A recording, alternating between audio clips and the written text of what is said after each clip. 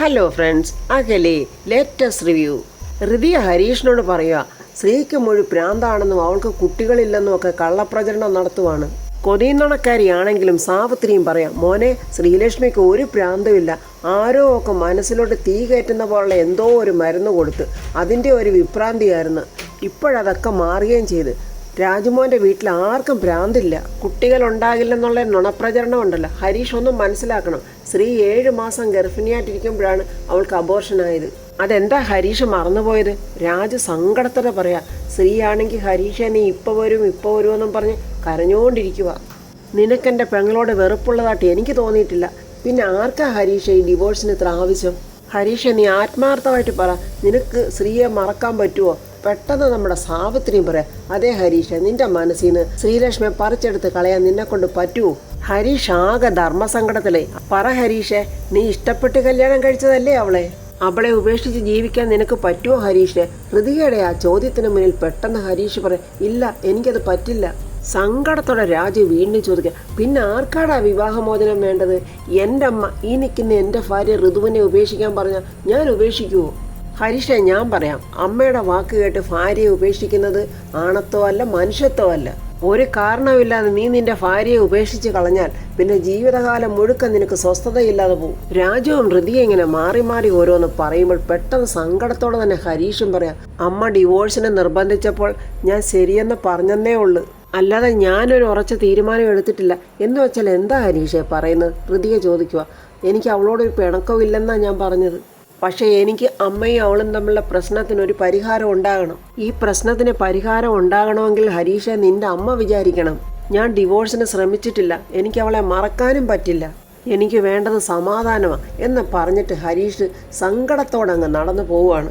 സാവിത്രി പറയാ, കണ്ടോ ഋതുമോളെ, മല പോലെ വന്നത് എലി പോലെയായിപ്പോയി. ആ മഞ്ഞുരുകി തുടങ്ങി. താങ്ക് യു ചേച്ചി, താങ്ക് യു വെരി മച്ച്. ഹൃദയ അപ്പം നമ്മുടെ സാവിത്രിയാണ് ഇടപാട് ചെയ്തിരുന്നതെന്നാ തോന്നുന്നത്. എനിക്ക് താങ്ക് യു മാത്രമേ ഉള്ളൂ. അയ്യോ ചേച്ചി പറ, ചേച്ചിക്ക് എന്ത് വേണമെങ്കിലും ഞങ്ങൾ തരാം. അപ്പോൾ രാജുവും ഹൃദയം കൂടെ കയറി വരുന്നുണ്ട്. വേണിവട്ടച്ച്, എടാ നിങ്ങൾ പോകുന്നെന്ന് പറഞ്ഞിട്ട് പോയില്ലേ അങ്കിളെ? അപ്പോഴാ വേറൊരു കാര്യം ഓർത്തത് എന്നും പറഞ്ഞ് ഹൃദയ അകത്തോട്ട് കയറി അങ്ങ് പോവുക.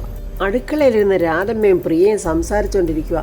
ഹൃദയയും രാജുവും വരുന്ന കണ്ടിട്ട്, അയ്യോ എന്തായി മക്കളെ, ഏറെക്കുറെ എല്ലാം സോൾവായി രാധമ്മേ. എൻ്റെ ഈശ്വര, എന്നിട്ട് ഹരീഷ് എന്ന് പറഞ്ഞു. ഞങ്ങൾ 3 പേരും കൂടെ അവനോട് സംസാരിച്ചു. 3 പേരോ? അതാരാ മൂന്നാമത്തെ ആള്? അത് സാവിത്രി ചേച്ചിയാ. പ്രിയ പറയാം, അയ്യോ അവരെ വിശ്വസിക്കാൻ പറ്റില്ല, അവരിപ്പം തന്നെ രുക്മിണിയുടെ വീട്ടിൽ ചെന്ന് ഇതെല്ലാം തിരിച്ചു കൊളുത്തും. അങ്ങനെയല്ല പ്രിയേച്ചി, ഇപ്പോഴാ സാവിത്രി ചേച്ചി നമ്മുടെ പക്ഷത്താ. ആ രുക്മിണിയുടെ വീടിൻ്റെ പുറകിൽ പോയി ഒളിച്ചു നിന്ന് അവിടെ നടന്ന വിശേഷങ്ങളെല്ലാം ഞങ്ങൾക്ക് ചോർത്തി തന്നത് സാവിത്രി ചേച്ചിയാ. മക്കളെ, ഹരീഷ് എന്നിട്ട് എന്ത് പറഞ്ഞു? പ്രിയ ചോദിക്കുക, ശ്രീലക്ഷ്മിക്കൂടെ സന്തോഷമുള്ള കാര്യമാണെങ്കിൽ അവളെയും കൂടെ വിളിക്കായിരുന്നു, അവളെയും കൂടെ വിളിച്ചോ പ്രിയേച്ചി? എടി ശ്രീ, നീ ഇങ്ങോട്ടൊന്ന് വന്നേ എന്നിങ്ങനെ പ്രിയ വിളിക്കുമ്പോൾ ശ്രീലക്ഷ്മി അങ്ങോട്ട് വരുന്നുണ്ട്. എടി, നിന്റെ പ്രശ്നങ്ങളൊക്കെ ഉടനെ തന്നെ തീരും. ദാണ്ട ഋതുമോളും രാജുവും അവനെ കണ്ട് സംസാരിച്ചിട്ട് വരുവാ. ശ്രീ, ഞങ്ങളെല്ലാം ഹരീഷിനോട് പറഞ്ഞിട്ടുണ്ട്. ഇനി നിങ്ങൾ തമ്മിൽ യാതൊരു വഴക്കുമില്ല, പിണക്കവുമില്ല. ഏതെങ്കിലും അമ്മ ഭാര്യയെ ഉപേക്ഷിക്കണമെന്ന് പറഞ്ഞാൽ നീ ഉപേക്ഷിക്കുമോ എന്ന് ഞാൻ അങ്ങനെ അവനോട് ചോദിച്ച്. അപ്പോൾ ഹരീഷിന് എന്നോട് പിണക്കമൊന്നുമില്ലേ? അയ്യോ, എനിക്ക് അത്രയും കേട്ടാൽ മതി. ഒരു പിണക്കവും ഇല്ല ശ്രീ, അത് മാത്രമല്ല ഹരീഷിന് നിന്നെ മറക്കാനും പറ്റില്ലെന്ന് പറഞ്ഞു. അയ്യോ എൻ്റെ ദൈവമേ എന്നിങ്ങനെ ശ്രീലക്ഷ്മി ദൈവത്തെ വിളിച്ച് പ്രാർത്ഥിക്കുന്നുണ്ട്. രാധമ്മ പറയാം, മോളെ പ്രശ്നങ്ങളെല്ലാം തീരും, എൻ്റെ മോള് സമാധാനത്തോടിരിക്കും. ഇപ്പോഴാ സമയത്ത് യാമിനിയുടെ ഫോൺ കോൾ ഹൃദയയ്ക്ക് വരുന്നുണ്ട്. ചെറിയമ്മയാണല്ലോ വിളിക്കുന്നത്, ഞാൻ ഇപ്പോൾ വരാവേ എന്നും പറഞ്ഞ ഫോണും കൊണ്ട് ഹൃദയ പുറത്തോട്ട് പോവുക. മോളെ, ഞാൻ 1-2 പ്രാവശ്യം വിളിച്ചപ്പോൾ മോളെന്താ കോള് കട്ട് ചെയ്തത്? സോറി ചെറിയമ്മ, ഞാൻ കുറച്ച് തിരക്കിലായിപ്പോയി, അതുകൊണ്ടാണ് ഫോൺ കട്ട് ചെയ്തത്. മോളെ, വളരെ ഇമ്പോർട്ടൻ്റ് ആയിട്ടുള്ളൊരു കാര്യം പറയാനാണ് ഞാൻ മോളെ വിളിച്ച്. എന്താ ചെറിയമ്മേ? അങ്ങനെ എന്തൊക്കെയോ യാമിനി വളരെ വിഷമത്തോടെ പറയുന്നുണ്ട്. ഹൃദയയും അത് വളരെ സങ്കടത്തോടാണ് കേൾക്കുന്നത്.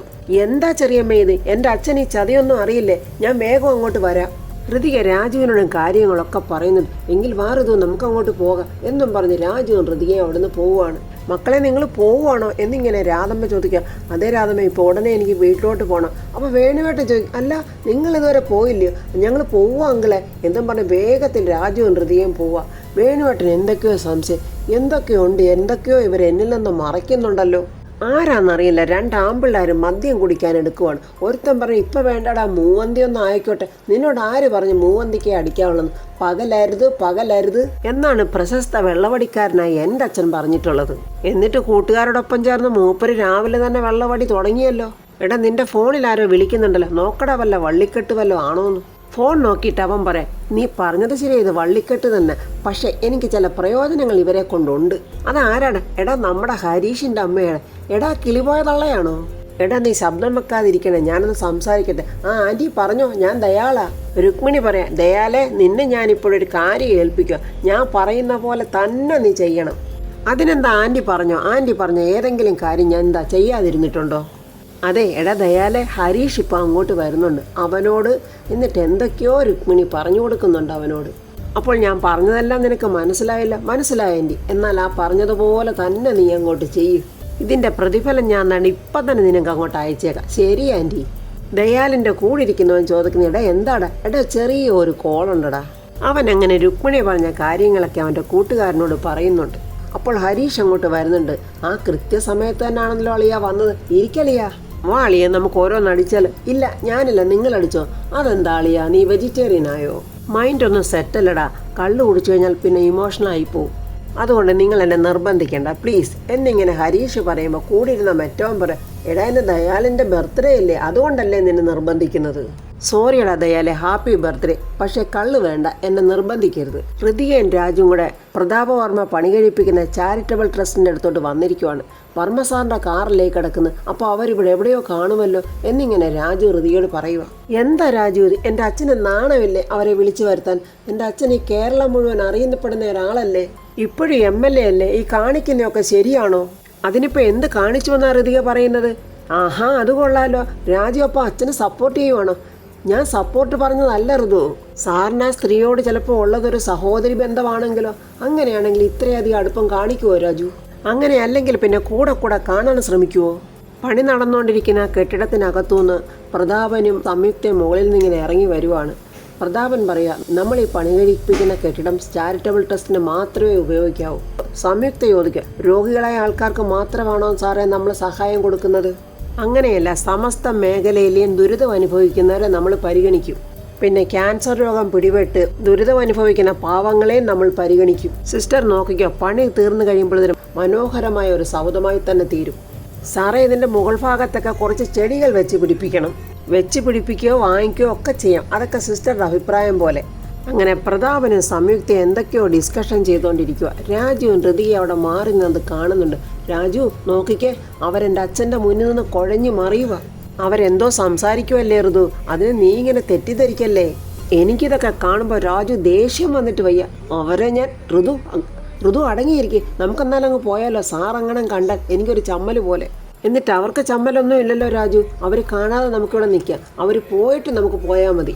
ആ അംബികയുടെ സപ്പോർട്ടോടി ഈ പെണ്ണുമ്പോൾ എൻ്റെ അച്ഛനെ ചീത്തപ്പേര് കേൾപ്പിക്കുമല്ലോ രാജു. പുതിയ ഐഡിയകൾ കൂടെ ഉള്ളപ്പോൾ നമുക്ക് എന്തും ചെയ്യാൻ തോന്നും. പ്രതാപൻ സംയുക്തയോട് പറയുക. അയ്യോ ഋതു അങ്ങോട്ട് നോക്കിക്കേ, മീഡിയക്കാർ 3 പേര് ഇങ്ങോട്ട് വരുന്നുണ്ട്.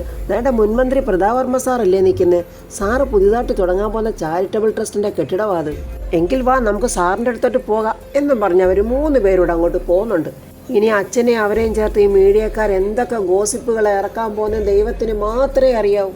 എങ്കിൽ സിസ്റ്റർ വരൂ എന്നും പറഞ്ഞ് നടക്കാൻ ഒരുങ്ങുമ്പോൾ ദാണ്ട് അവിടെ കിടന്ന കാല് തട്ടി സംയുക്ത അങ്ങ് വീഴാനൊരുങ്ങുമ്പോൾ പെട്ടെന്ന് പ്രതാപൻ കയറി അങ്ങ് പിടിക്കുക. ആ പിടിക്കുന്ന കൂട്ടത്തിൽ അവരുടെ 2 പേരുടെയും നോട്ടം ഇങ്ങനെ, അവരുടെ 2 പേരുടെയും കണ്ണുകൾ ഇങ്ങനെ കൂട്ടിമുട്ടുന്നുണ്ട്. ഇത് കണ്ട് ഹൃതിക ആകെ ഇങ്ങനെ വിഷമിച്ച് നോക്കി നിൽക്കുവാണ്. പെട്ടെന്ന് പ്രതാപൻ സോറി. അപ്പം സംയുക്ത പറ, അയ്യോ സോറി ഞാനല്ലേ പറയേണ്ടത്, എൻ്റെ കാല് പെട്ടെന്ന് ഇവിടെ നിന്ന് തട്ടിയതാ. എന്തൊക്കെ രാജു ഈ നടക്കുന്നത്, എനിക്കിതൊന്നും കാണാമോ? അതിന് എന്ത് സംഭവിച്ചു എന്ന് ഋതു പറഞ്ഞ് അവരൊന്ന് വീഴാൻ പോയപ്പോൾ സാർ അവരെ ഒന്ന് ഹെൽപ്പ് ചെയ്തു. അത്രയല്ലേ ഉള്ളൂ ഋതു. രാജുവിന് അങ്ങനെയൊക്കെ പറയാം, അതൊക്കെ രാജുവിന് നിസ്സാരവാ. എൻ്റെ അച്ഛൻ്റെ പേരല്ലേ ചീത്തയാകാൻ പോകുന്നത്. എങ്കിൽ നമുക്ക് പോകാം സാർ. സിസ്റ്ററിന് പോയിട്ട് എന്തെങ്കിലും അത്യാവശ്യമുണ്ടോ? വീട്ടിൽ കുട്ടികൾ തനിച്ചേ ഉള്ളൂ, അതിലൊരാൾ സുഖമില്ലാത്ത. എങ്കിൽ ശരി നമുക്ക് പോകാം. അപ്പോഴേക്കും മീഡിയക്കാരവിടെ എത്തി. നമസ്കാരം സാർ, നിങ്ങൾ ഏത് ചാനലുകാരാ എന്നിങ്ങനെ പ്രതാപൻ ചോദിക്കുക. City media sir. സംയുക്ത നോക്കിയിട്ട് ചോദിക്കും, ഇത് സാറിൻ്റെ വൈഫാണ്? അല്ല, ഈ ചാരിറ്റബിൾ ട്രസ്റ്റിൻ്റെ മാനേജ്മെൻറ്റ് നോക്കുന്ന ആളാ. പേര് പവിത്ര. സാറിനെ ഞങ്ങൾ കാണാൻ കാത്തിരിക്കുമായിരുന്നു. ഈ പ്രോജക്റ്റ് എന്ന് വെച്ചാൽ ഒരു ജീവകാരുണ്യ പ്രവർത്തനത്തിൻ്റെതല്ലേ? തീർച്ചയായും, അതിനെന്താ സംശയം. അങ്ങനെയാണെങ്കിൽ ഞങ്ങൾ ഈ പ്രൊജക്റ്റിനെക്കുറിച്ചൊരു സ്റ്റോറി ചെയ്തോട്ടെ സാർ. വളരെ സന്തോഷം. ഇപ്പം വേണ്ട, ഞങ്ങൾ രണ്ടുപേരും കുറച്ച് തിരക്കില്ല. സ്റ്റോറി നമുക്ക് ചെയ്യണം, അത് മറ്റൊരവസരത്തിലാകും. എന്താ പോരെ എന്ന് പറഞ്ഞ് അവരുമായിട്ട് പിരിയുവാണ് പ്രതാപൻ. അത് കണ്ടോ രാജു, അവർക്ക് എന്തെങ്കിലും ഒരു നാണക്കേടുണ്ടോന്ന് നോക്കിക്കേ. പ്രതാപൻ ഡ്രൈവറെ വിളിച്ചിട്ട് കാർ എടുക്കാൻ പറയുവാണ്. പ്രതാപൻ പവിത്രയ്ക്ക് ഇങ്ങനെ കാറിൻ്റെ ഡോറ് തുറന്നു കൊടുക്കുകയൊക്കെ ചെയ്യുന്നത് ആ മീഡിയക്കാർ കണ്ടിട്ട് പറയുന്നു, സാറും ആ സ്ത്രീയും കൂടെ നല്ല കെമിസ്ട്രി ഉണ്ടല്ലേ. ഋതിക ദേഷ്യത്തോട്ട് മീഡിയക്കാരുടെ മുന്നിലോട്ട് വന്നിട്ട്, കെമിസ്ട്രി അല്ല ബയോളജി. ഇനി ഇത് കവർ സ്റ്റോറി ആക്കാനാണോ ഈ കമൻറ്റ് പാസ്സാക്കിയത്? അയ്യോ അല്ല മേഡം, ഞങ്ങൾ വെറുതെ ഒരു തമാശ പറഞ്ഞതേ ഉള്ളൂ. വെറുതെ തമാശ പറഞ്ഞതൊന്നും അല്ല. മീഡിയക്കാരെയൊക്കെ എനിക്ക് അറിയാവുന്നതല്ലേ. മുൻ മന്ത്രി പ്രതാപ് വർമ്മ സാറിനൂടെ കണ്ട സ്ത്രീ ആര് എന്ന തലക്കെട്ടോടെ ന്യൂസ് ആക്കുമെന്നാണ് എൻ്റെ ചോദ്യം. അയ്യോ മേഡം, ഞങ്ങൾ അങ്ങനെ ഒന്നും ഉദ്ദേശിച്ചിട്ടില്ല. പ്രതാപ് വർമ്മ സാറിനെ കുറിച്ച് അങ്ങനെ ഒരു ഗോസിപ്പ് അങ്ങനെ ഞങ്ങൾ ഇറക്കിയാൽ നാട്ടുകാർ വന്ന് ഞങ്ങളുടെ ചാനൽ തള്ളി പൊളിച്ചു കളയും. ആ സ്ത്രീ എൻ്റെ അച്ഛൻ്റെ ഒരു സുഹൃത്ത് മാത്രമാണ്. അപ്പോൾ കൂടെ വന്ന പെണ്ണ് ചോദിക്കും, അപ്പോൾ മേഡം വർമ്മ സാറിൻ്റെ മകളാണോ? അതെ, ഋതിക വർമ്മ. മേഡത്തിനെ പരിചയപ്പെട്ടതിൽ ഞങ്ങൾക്ക് വളരെ സന്തോഷം. ഞങ്ങൾ അങ്ങനെയൊന്നും ഒരു കഥയും ഉണ്ടാക്കില്ല എന്ന് പറഞ്ഞിട്ട് മീഡിയക്കാർ അവിടെ നിന്ന് പോവുകയാണ്. ഇവരെ ഒന്ന് വിശ്വസിക്കാൻ ഒക്കില്ല രാജു. പറയുന്നൊന്ന് പ്രവർത്തിക്കുന്ന വേറൊന്നായിരിക്കും. ആ സംയുക്ത ഇങ്ങനെ കയറൂരി വിടാൻ പറ്റില്ല രാജു. എൻ്റെ ഋതു ഒന്ന് അടങ്ങ്, വാ നമുക്ക് പോകാം. ദയാൾ എത്ര നിർബന്ധിച്ചിട്ടും ഹരീഷ് മദ്യം കുടിച്ചില്ല. എന്നാൽ ഞാൻ പോട്ടറാ, നിങ്ങളൊക്കെ ഇരിക്കും. എടാ എന്തൊരു മര്യാദകളാടാ നീ കാണിച്ചത്. എൻ്റെ ബർത്ത്ഡേ അല്ലടാ, 2 എണ്ണം അടിക്കടാ. ഹരീഷ നീ കഴിക്കാത്ത ആളൊന്നും അല്ലല്ലോ. ഇവൻ്റെ സ്റ്റാറ്റസിനൊന്നും നമ്മൾ ചേരില്ലടാ, അതുകൊണ്ടായിരിക്കും. അവനവൻ്റെ വല്യമ്മാവൻ്റെ കൂടിനെ കഴിക്കും. വിട്ടേ കളിയാ, അവൻ പോകട്ടെ. എന്തിനാടാ നീയൊക്കെ ഇങ്ങനെ പറയുന്നത്? എടാ എൻ്റെ ബർത്ത്ഡേ ആയിട്ട് ഒരു പെഗ് കഴിക്കാനല്ലേ നിന്നോട് പറഞ്ഞോളൂ, അല്ലാതെ വേറെ ഒന്നും നിന്നോട് ഞാൻ ആവശ്യപ്പെട്ടില്ലല്ലോ. എന്നാ നീ ഒന്ന് ഒഴുക്കി. ഹരീഷിൻ്റെ മനസ്സങ്ങ് മാറി. അതായിരുന്നു അവൻ്റെയും ലക്ഷ്യം. നിൻ്റെയൊക്കെ സൂക്കേട് മാറട്ടെ, ഞാൻ കുടിച്ചെങ്കിലല്ല പറ്റത്തുള്ളൂ. ഹരീഷ് പറയുന്നുണ്ട്, പകലുള്ള ഈ മദ്യപാനം അത്ര ശരിയുള്ള കാര്യമൊന്നുമല്ല. ഞങ്ങൾക്ക് ഈ സമയത്തൊക്കെ പറ്റത്തുള്ളൂ. കല്യാണം കഴിഞ്ഞ് കുഞ്ഞുങ്ങളൊക്കെ ആയാലേ പിന്നെ അങ്ങോട്ട് പ്രാരാബ്ധമാണ്. ലൈഫ് തന്നെ അങ്ങ് മാറിപ്പോ. ഇവൻ പറഞ്ഞ ശരിയാളിയോ, നമ്മൾ എൻജോയ് ചെയ്യേണ്ട കാര്യം ഒന്നും വിട്ടുകളയരുത്. അതുകൊണ്ട് നീ ഒഴിച്ചങ്ങോട്ട് അടിയളിയ എന്നും പറഞ്ഞാൽ മദ്യക്കുപ്പി ഹരീഷിൻ്റെ മുന്നിലോട്ട് അവൻ വെച്ചു കൊടുക്കുവാണ്. ഹരീഷിൻ്റെ കൺട്രോളും പോയി, എല്ലാം പോയി. ദാണ്ട് അവനെടുത്തെടുത്ത് ഒഴിച്ചൊഴിച്ച് കുടിച്ചോണ്ടിരിക്കുക. പിണി പറഞ്ഞ കാര്യം എങ്ങനെയെങ്കിലും ഹരീഷിൻ്റെ അടുത്ത് അവതരിപ്പിക്കണമല്ലോ. അവൻ പെട്ടെന്ന് അവൻ്റെ ഫോൺ നോക്കിയിട്ട് പറയാം, ഇതെൻ്റെ അമ്മ വീടിൻ്റെ അടുത്ത് നടന്ന ഒരു സംഭവമാണ്. എടാ എന്താ വാടാന്ന് മറ്റവൻ ചോദിക്കാം. മാനസിക രോഗിയായ മരുമോൾ ഉറങ്ങിക്കിടന്ന അമ്മായിയമ്മയുടെ കഴുത്ത് ഞെരിച്ച് കൊന്നു.